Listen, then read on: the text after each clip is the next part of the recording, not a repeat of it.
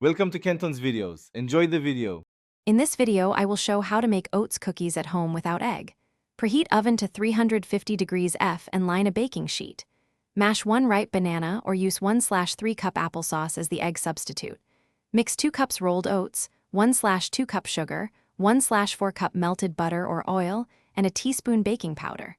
Fold in chocolate chips or nuts. Scoop tablespoon-sized portions and bake for 12 to 14 minutes. Combine dry and wet ingredients gently to avoid overworking the oats.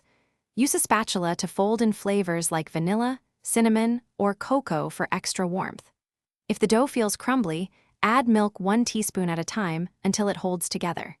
Taste raw mixture for sweetness and adjust with a bit more sugar or honey if needed.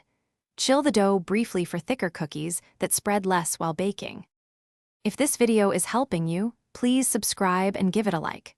Quick recommendation: grab a Kindle Paperwhite to read cozy recipes or baking tips while your cookies bake. It makes kitchen wait time delightful. I love how portable and easy it is for recipe reference on the go. Check the description for the link and other deals.